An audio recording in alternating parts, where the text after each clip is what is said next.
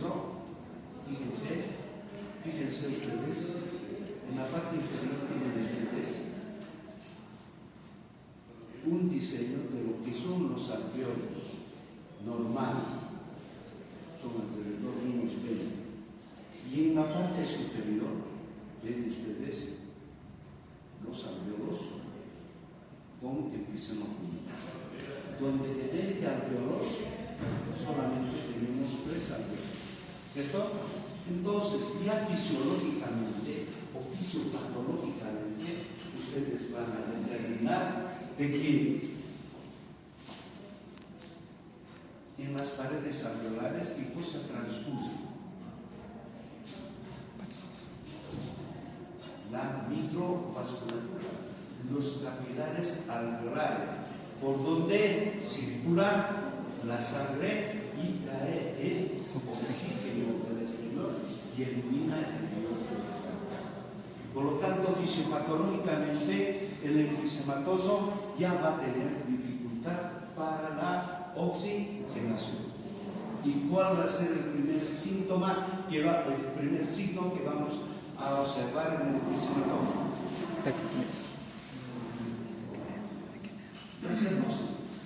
La cianosis. Si no hay oxígeno, va a haber cianosis. ¿De acuerdo?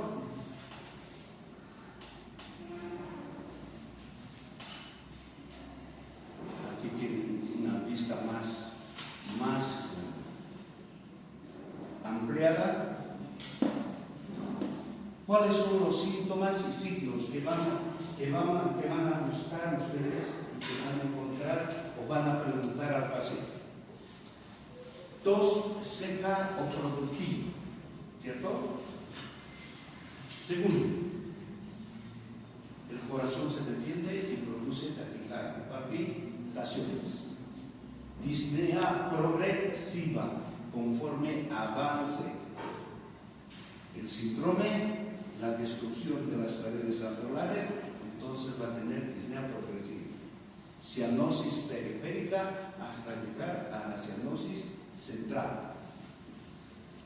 Ya vamos a encontrar elevación de la frecuencia respiratoria, taquipnea.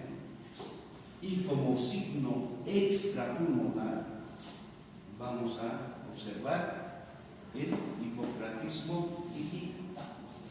¿De acuerdo? Muy bien. Ya yéndonos nosotros al examen físico semiológico, ¿qué es lo que vamos a observar en este tipo de síndrome?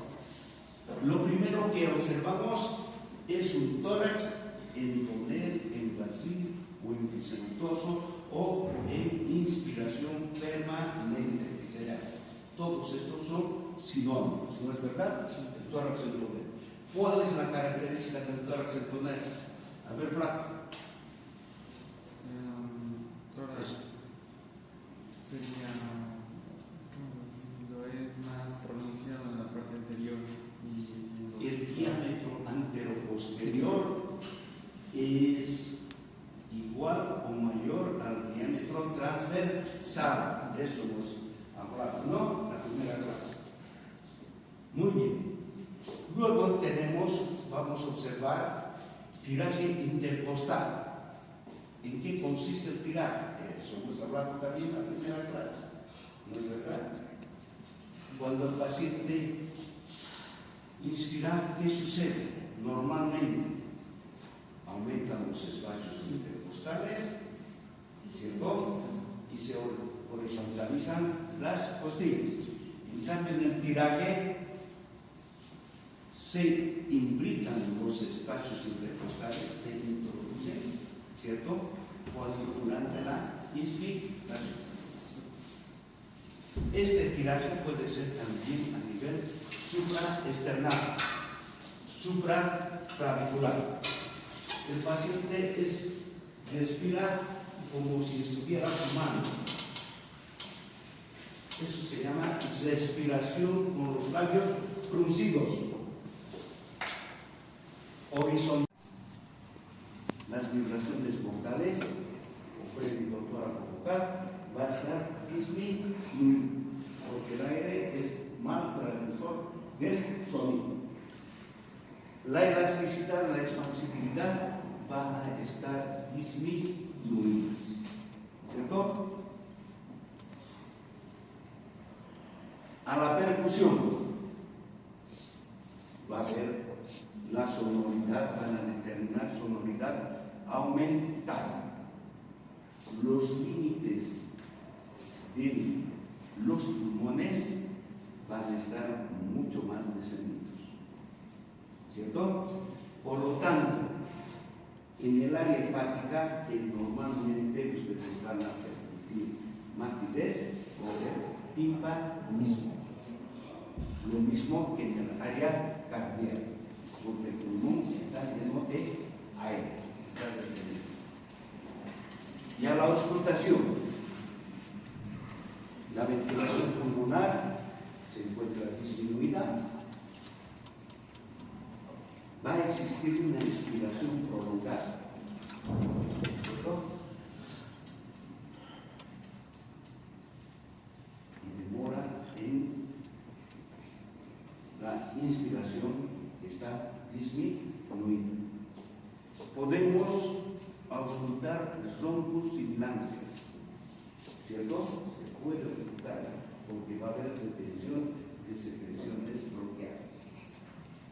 Pero lo que sí, como todo el tórax está lleno de aire, los ruidos cardíacos van a estar disminuidos o apagados, que a veces nos hace confundir con otro síndrome cardíaco.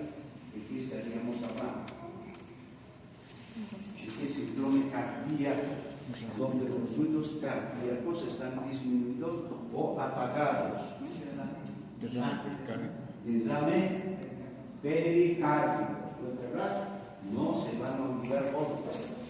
¿De acuerdo? Hasta ahí está entendido. Muy bien.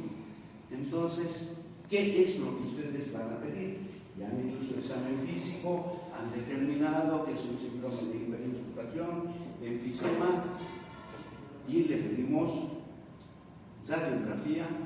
Aquí ya comenzamos a utilizar los otros métodos de exámenes complementarios de diagnóstico, que son las pruebas de función respiratoria, tanto no invasiva, que es la espirometría, como la invasiva, que es la gasometría arterial. Y en la radiología, ¿qué es lo que van a observar? Lo primero, una hiperclaridad pulmonar. Va a estar negrito, no tanto como dicen neumotórax, ¿no? Que les he mostrado. Las costillas van a estar horizontalizadas. Los espacios intercostales van a estar ensanchados. Las cúpulas diafragmáticas van a estar descendidas o aplanadas. La silueta cardíaca va a estar estrecha y alargada. Aquí está. Fíjense.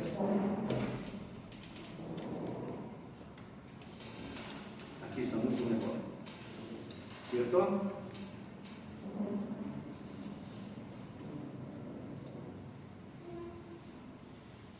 En las pruebas funcionales, en la espirometría simple, vamos a observar una capacidad vital forzada disminuida, que nos va a decir de que se trata un proceso descriptivo. Va a existir una capacidad vital forzada disminuida, que nos va a decir de que se trata un proceso descriptivo. Va a existir disminución del volumen expiratorio forzado en el primer segundo, que nos va a decir de que se trata de un proceso obstructivo. ¿Ya? Y para comprender cómo está funcionando nuestra membrana alveolo-capilar, pedimos una prueba de función respiratoria, que es la gasometría arterial, ¿cierto? Pero que es invasiva. Entonces, ¿qué nos va a demostrar? Un pH bajo, la presión arterial de oxígeno bajo, la presión arterial de dióxido de carbono elevado. Todo esto nos dice que es compatible con una acidosis respiratoria, ¿cierto?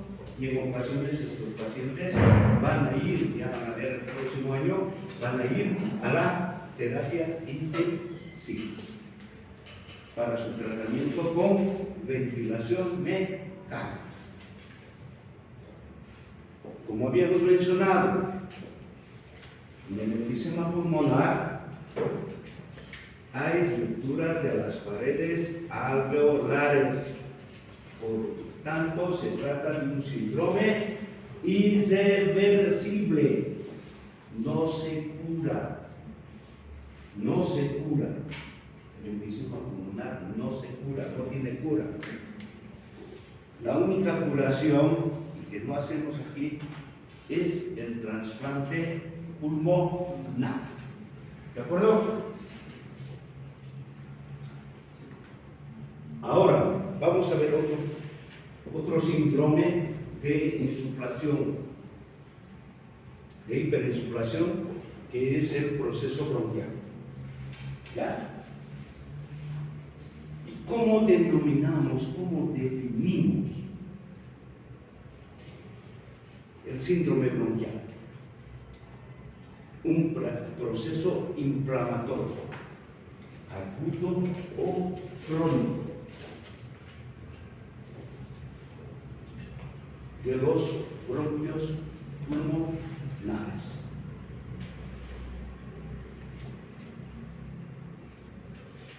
De acuerdo a su clasificación, esta puede ser aguda, que se presenta rápidamente y termina rápidamente en unos 15 días, a 30 días, o puede ser crónica, que dura toda la vida. ¿Cuáles son los síntomas y signos de este síndrome? Tos,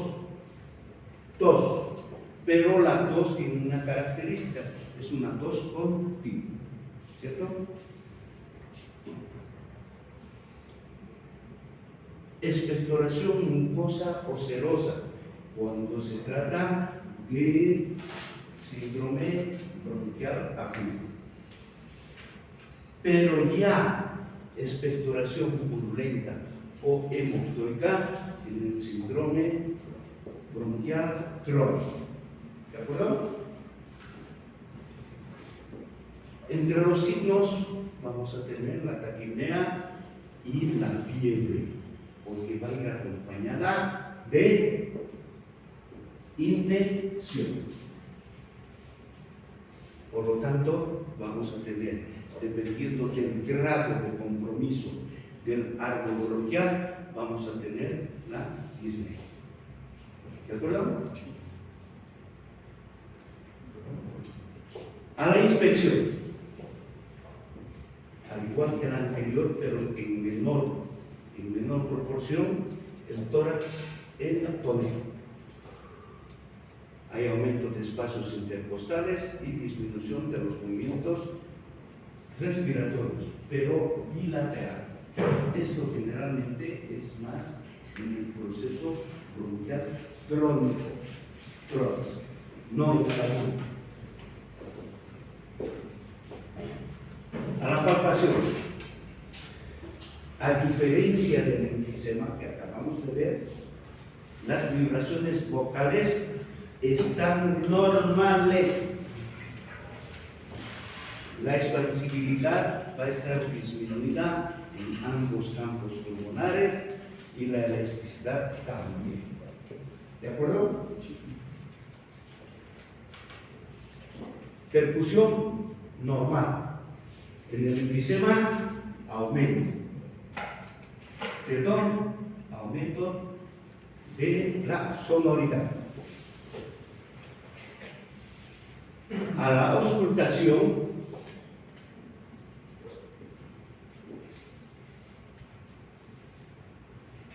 Generalmente lo que auscultamos son los tres sonidos.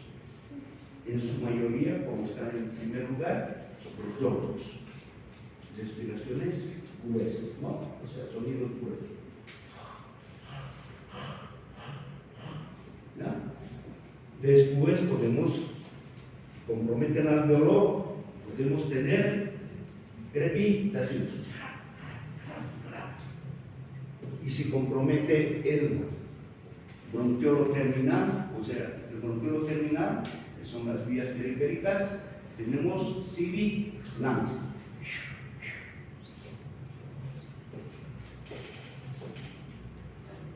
¿Qué métodos de diagnóstico ustedes van a utilizar para este síndrome?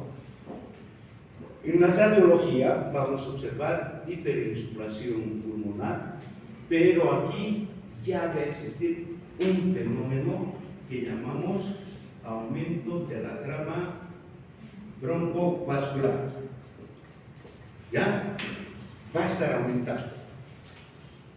Algunos radiólogos dicen como ramas sin hojas, como ramas secas de árbol, pero sin hojas. ¿Ya? Va a existir leve descenso del diafragma. En la espirometría, lo que nos demuestra es un proceso obstructivo, o sea, el BEP1 está disminuido, pero no así la capacidad vital forzada, que nos indicaría que se tratara de un proceso de tipo restrictivo. Aquí sí ya nosotros tenemos que utilizar un método. Es un proceso infeccioso. Entonces tenemos que pedir gram y beta. Nosotros, ¿no? Generalmente nos da el gram negativo, gram positivo, para realizar el tratamiento que ustedes están ya muy expertos por sus estudios de farmacología, que van a dar el miércoles, ¿no? ¿Cierto? Muy bien. Otro síndrome que ustedes toda la vida van a estar en contacto y que alguno de ustedes o en alguna miembro de la familia siempre tenemos, es el síndrome de asma. ¿Ya? El síndrome de asma. ¿Cuál es la definición de asma? Es un síndrome inflamatorio y obstructivo bronquial crónico, pero la diferencia con otro tipo de patologías que ustedes van a ver en sus estudios de neumología, este es reversible farmacológicamente o espontáneamente. ¿Cuándo es reversible espontáneamente? En el asma del niño. El niño llega a los 11 años, completa su inmunidad y se curó de su asma. ¿Por qué? Porque el asma es una enfermedad inmunológica. Alérgica. ¿Cierto? Muy bien. No es infeccioso, por si acaso.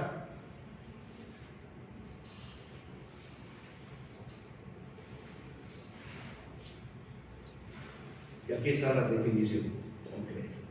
¿Cierto? Lo que habíamos mencionado. ¿Cómo vamos a clasificar al asma? La clasificación del asma, ¿cierto? Son de 3 tipos. La clasificación etiológica. Asma extrínseco, donde existe una historia familiar. Padres, hijos, nietos, todo, ¿cierto? Son muy propensos a los alergenos y cuando se les determina la IgE, está elevada. El asma intrínseco, inmunológico y biofáctico. No hay historia familiar, ¿cierto? No hay síndrome alérgico. Y la IgG y la IgE está normal. Y el que es un problema para ustedes también, como para nosotros, los neumólogos, es el asma ocupacional, que está apareciendo muy frecuentemente ahora por exposición a sustancias laborales, ¿cierto? En las peinadoras que están, ¿cierto? En los que trabajan haciendo nuestros colchones con espuma poliuretano, resinas, todo eso, porque hay reacciones alérgicas a estas sustancias y tienen asma ocupacional, ¿no? Cuando están en contacto, tienen los síntomas que vamos a ver a continuación y sale del trabajo y el paciente está normal, ¿no? Por eso denominamos como asma ocupacional. Y aquí están todos los factores que pueden desencadenar un asma, ¿cierto? Desde los alimenticios, laborales, ejercicio, hasta la parte emotiva, ¿cierto? Si tú eres propensa a tener asma, entonces te has peleado con tu enamorado, puedes desarrollar una crisis asmática. ¿Qué síntomas y signos vamos a encontrar en este síndrome? No se olviden, jóvenes, en semiología respiratoria, el primer síntoma siempre es la tos. Siempre. Sea alta o baja, tiene que haber tos. ¿De acuerdo? La expectoración puede ser mucosa cuando no está infectada y purulenta cuando hay sobreinfección. La disnea es progresiva hasta llegar a disnea de reposo. Cianosis, porque el intercambio gaseoso está alterado, taquipnea y diaforesis, sudoración frío. ¿Ya? A la inspección, hay una respiración tóraco-abdominal. ¿Qué quiere decir? Que está en insuficiencia respiratoria. Está utilizando músculos accesorios de la ventilación. Hay tiraje intercostal, concentración intercostal, disminución de los movimientos respiratorios bilaterales, porque el asma no es unilateral, sino es bilateral. Aumento de los espacios intercostales y taquipnea, ¿cierto? A la palpación, el frénito tóraco-vocal va a estar disminuido en forma bilateral. La elasticidad, la expansibilidad están disminuidas. Muy similar a lo que sucede con el enfisema pulmonar. Ahora, en la palpación, timpanismo pulmonar bilateral, lo mismo que del enfisema, ¿no es verdad? La diferencia está en la auscultación. En el enfisema pulmonar está disminuido bilateralmente y se puede auscultar broncos crépitos y similares. En cambio, en el asma, lo que auscultamos es sibilancias en ambos campos pulmonares. Eso es lo que caracteriza al síndrome de asma. ¿Qué es lo que van a solicitar? Exámenes complementarios. Radiografía de tórax, espirometría, gasometría arterial y examen de la expectoración. Examen químico de la expectoración. Microscopio.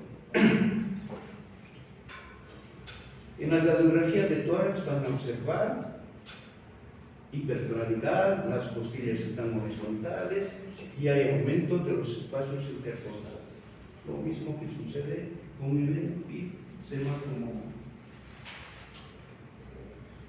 Espirometría, aquí sí hay unas características muy diferentes al enfisema pulmonar y al proceso bronquial. Va a haber un proceso obstructivo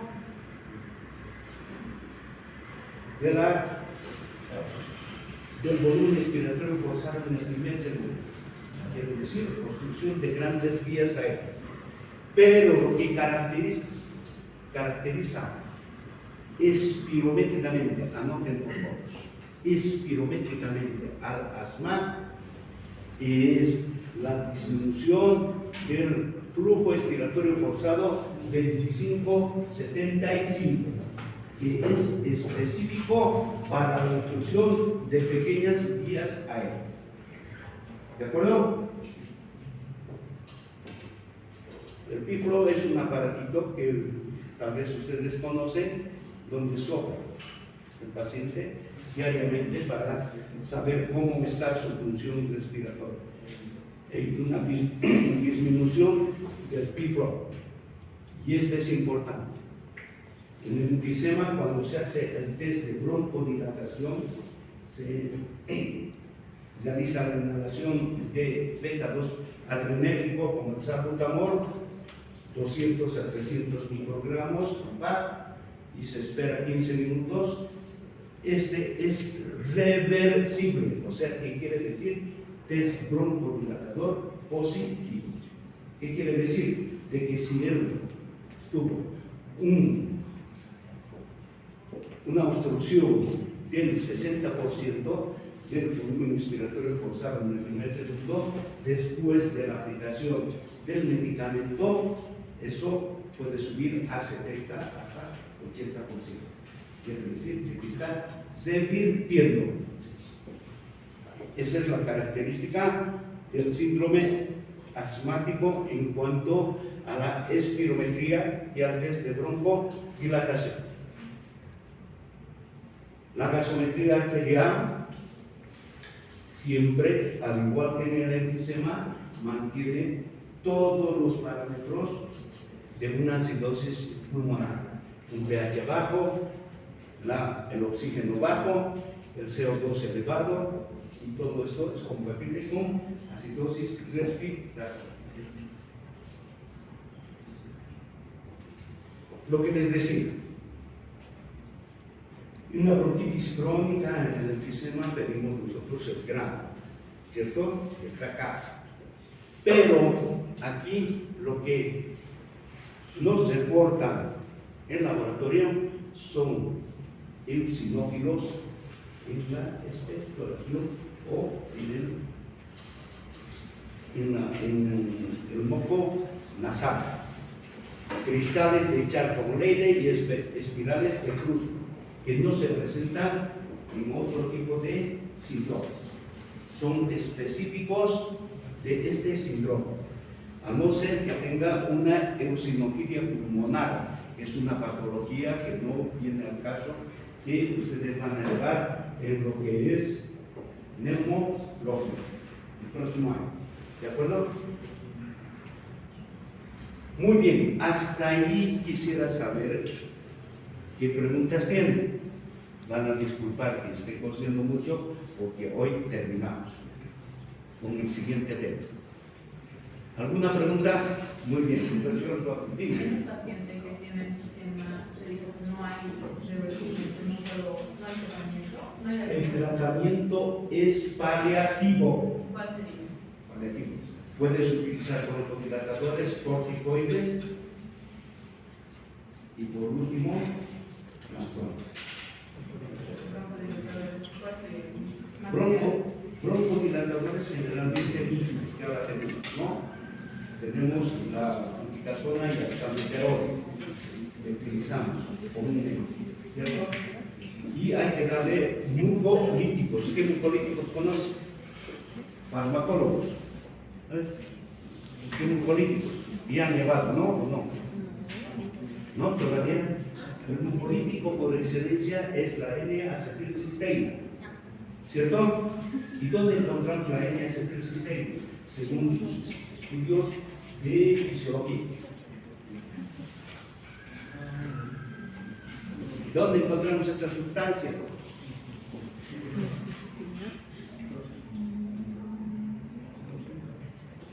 En el surfactante. En el surfactante. ¿Cierto? No es verdad. Muy bien. Ahora vamos a concluir con un tema que algunas veces ustedes en sus estudios de pediatría van a ver, y también en sus estudios de la clínica neumológica y más que todo en la otorrinolaringología. ¿Ya? Es el síndrome respiratorio obstructivo agudo. ¿Ya? Y dentro de estos tenemos nosotros, uno de los principales es el edema laríngeo. Edema laríngeo. Que antiguamente siempre nuestros profesores nos enseñaron, nos decían el edema de glotis, que ustedes han podido escuchar. Edema de glotis, Atenilus ya muerto. Cuando estuve haciendo la especialidad en el Brasil, tuve que hacerme castigar durante 3 meses con mi profesor por haberme mencionado de que había edema de glotis. ¿No? Yo había aprendido así y se lo dije a mi profesor. Entonces mi profesor me dijo, a ver, ¿qué es la glotis? ¿Qué es la glotis? Les pregunto a ustedes. Les estudio anatomía. ¿Qué es la glotis? ¿Qué es la glotis? Es el espacio que queda entre las cuerdas vocales. Esa es la glotis, ¿cierto? ¿Y cuándo han visto ustedes un edema de un espacio? Nunca, ¿ven? Nunca. Entonces, castigado, 3 meses. Entonces, el edema que se produce son en las estructuras laríngeas, como ser las cuerdas vocales, bandas ventriculares, que sí, este edema de estas estructuras anatómicas van a disminuir el espacio glótico. Y al disminuir el espacio glótico, ¿qué va a pasar? No hay entrada ni salida de aire. ¿Cuáles son las causas? Las alergias, ¿cierto?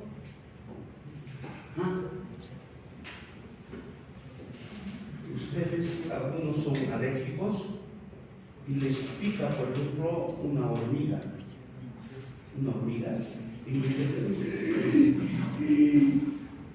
¿cierto? ¿Qué medicamento hay que dar inmediatamente? Corticoide o antialérgicos, ¿cierto? Inmediatamente, endovenoso, si quieres salvarle a ese paciente. Puede ser de causa infecciosa, de causa traumática, ¿no es verdad? Los tecondistas, ¿no? Dan unas pataditas aquí en el cuello, de causa química, cuando quieren suicidarse por agentes corrosivos o lesiones físicas, ¿no? Mucho calor, una exageración, todo eso. ¿Cuáles son los síntomas y signos de este síndrome?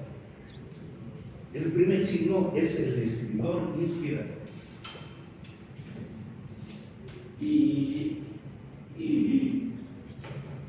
¿Cierto? Porque produce sonido al pasar el aire.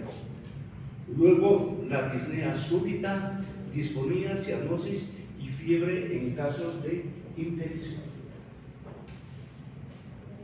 A la inspección del tórax, lo único que observamos es la retracción intercostal, retracción supraclavicular, cianosis porque no está entrando el aire y taquímetro, porque el paciente comienza a aumentar la frecuencia respiratoria para compensar esa falta de aire. Ahí sí ya es dificultad para respirar. ¿Ya? Palpación, disminución de la elasticidad pulmonar, disminución de la expansividad y disminución de las vibraciones vocales. Percusión, hay timpanismo, hay atrapamiento de aire. A la auscultación, colocan el estetoscopio aquí en supraesternal y escuchan el estridor inspiratorio traqueal y la ventilación pulmonar está un poco disminuida. Los métodos radiográficos a veces nos dan una pauta, ¿cierto? Donde lo primero que pedimos es la radiografía superior, radiografía de laringe, porque ahí se está produciendo el fenómeno, ¿cierto? En la radiografía de laringe hay disminución del espacio glótico y en la radiografía de tórax podemos observar una hiperinsuflación. Lo más importante radica en estos otros: la laringoscopía directa o indirecta con el espejito y la broncofibroscopía o laringoscopía,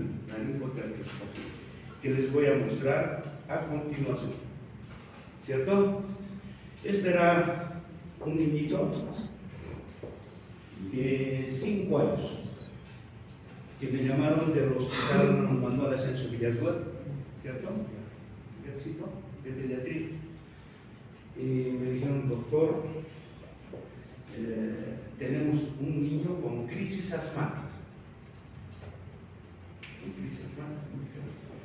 Entonces vine y le vi al pequeño a ver, no estaba ahí. ¿Desde cuándo está así? Debe ser una hora, doctor. ¿Pero qué ha pasado? Estábamos comiendo pollito, ¿ya? Y de pronto él comenzó a presentar este sonido y se ha puesto un poco morado. Entonces le sacamos una placa radiográfica y ustedes ven aquí una estructura, da para ver, ¿no es verdad? Una lineal. Y en la de perfil ustedes van a ver aquí, este es el espacio de la tráquea, aquí están las cuerdas vocales y aquí está el asma. Era un hueso que estaba entre las cuerdas vocales. Entonces le sacamos el huesito y se acabó su asma. ¿No? ¿Ya? Entonces son anécdotas, ¿no? Que a veces se presentan. Aquí está, como mayor detalle, aquí ustedes pueden ver. Aquí está la imagen de la tráquea, ¿cierto? ¿No es verdad? Oscurita, negrita, y en medio está la imagen del huesito. Luego, estos son los edemas de la epiglotis. Fíjense, este epiglotis está completamente obstruyendo las cuerdas vocales.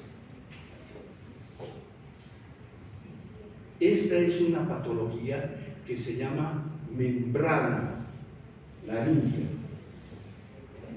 Fíjense, aquí están ustedes, ya saben, cuerdas vocales, bandas ventriculares, ¿no es verdad? Y aquí está el espacio glótico. Fíjense cómo está unido desde el tercio inferior hacia arriba por una membrana, las dos cuerdas vocales. Está unido y solamente está dejando este espacio. Esto es de tipo complejo, ¿no? El tratamiento es quirúrgico. Este es otro. Las cuerdas vocales están normal, las bandas ventriculares están normal, solamente de que está bonito. Lo mismo en esto, ¿cierto? Entonces el niño no puede respirar. Y estos son ya en adultos que a veces son incompatibles con la vida. Esta es una parálisis bilateral de cuerdas vocales. ¿Dónde qué tenemos que hacer? O sea, el otorrino, ¿qué tiene que hacer?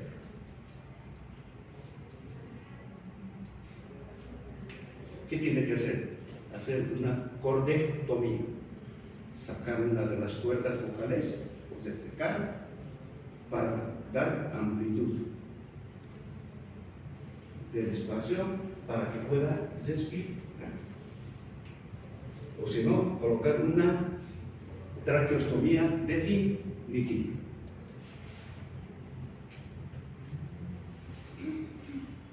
Fíjense, esta es una parálisis de una de las cuerdas vocales. Y esto es lo que no quisiera que tenga, el cáncer de la laringe, ¿no? Que produce obstrucción respiratoria alta. Fíjense, esto se denomina obstrucción respiratoria alta por intubación prolongada en los centros de terapia intensiva, ¿cierto? Ya está por debajo de la glotis. Fíjense, ¿cómo está? Obstruido. Esto es cirugía.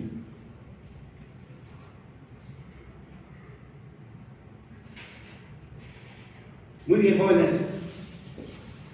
Ha sido un placer darles una pequeña charla. Todas 5 clases que hemos pasado. Espero que hayan aprovechado, ¿cierto? A disposición de ustedes, cuando gusten, cuando quieran, el hospital tiene las puertas abiertas, ¿cierto? ¿Alguna pregunta?